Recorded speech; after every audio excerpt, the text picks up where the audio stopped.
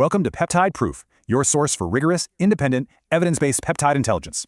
Today, we're looking at Matrixyl, the KTTKS biological hack. All right, let's jump right in. We're looking at the 1999 discovery of Matrixyl. At its core, this acts as a pro-collagen mimic. Basically, it tricks your dermal fibroblasts into kicking off a natural repair sequence by delivering a very specific biological distress signal, a sequence known as KTKS. So why does this matter? Well, once we hit 30, our type 1 collagen starts depleting by about 1% every single year. It's like a slow, steady leak. Early on, the industry tried to fix this, but they failed. Whole collagen molecules are simply too massive to get through the skin barrier, and the harsh stimulators they tried just caused serious irritation. The industry desperately needed a targeted biological message that wouldn't trigger an inflammatory response. And that's exactly where Matrixyl comes in. It provides that message by hacking the cyclical matrikine feedback loop.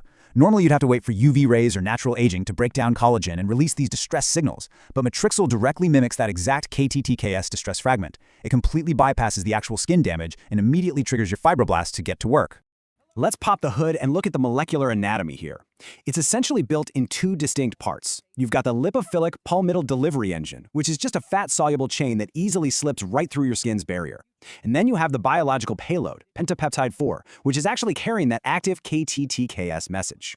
Once it gets inside, Matrixyl acts almost like a switchboard, targeting specific gene upregulation to rebuild a younger structural network. It activates the COL1A1 gene to build up tensile strength. It turns on FN1, which acts like an architectural glue, and it boosts HAS1 to maintain this highly necessary gel-like environment for your cells to function optimally.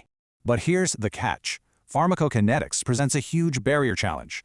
Unmodified peptides are repelled by lipids. They literally just bounce right off the skin. Remember that 16-carbon fatty acid palmitoyl tail we just talked about? That acts as the crucial key to physically transport the active sequence deep down to the fibroblasts, where the actual remodeling happens. Beyond the headlines. Into the research. Peptide-proof. And the science here is evolving incredibly fast. Looking at the latest 2025 research on next-gen carriers, we're seeing things like nanomicelles that significantly boost how long the peptide stays in the subcutaneous layer. Plus, we've got dendrimers, providing these advanced pH and temperature-responsive release mechanisms. They actually deploy the payload the exact moment they hit ideal conditions in the dermis. So what does this look like in the real world? Well, in a 2023 8-week in vivo trial, Matrixyl showed a statistically significant superiority over both arginine and a placebo. We're talking measurable, proven improvements across 3 major endpoints: hydration, elasticity, and overall wrinkle reduction. It gets even more interesting when you look at regenerative medicine. The medical applications are super compelling. Matrixyl notably bumped up wound closure rates from 64% to 82%. On top of that, it showed even stronger gene upregulation when it was synergized with injectable platelet-rich fibrin. Now, for a quick formulation chemistry reality check. For this to actually work, you have to follow 4 strict rules. You need a 2 to 5% concentration. The pH has to be stable, specifically between 5 and 7. You have to commit to a 12 to 16-week biological timeline for collagen synthesis, and it absolutely requires pharma-grade purity to avoid useless receptor competition. This brings us to what we call the sub-threshold trap.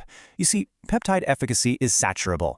What that means is 2 well-formulated peptides sitting at strong clinical concentrations will always outperform a watered-down cocktail of 5 different peptides that just never reach the threshold to activate.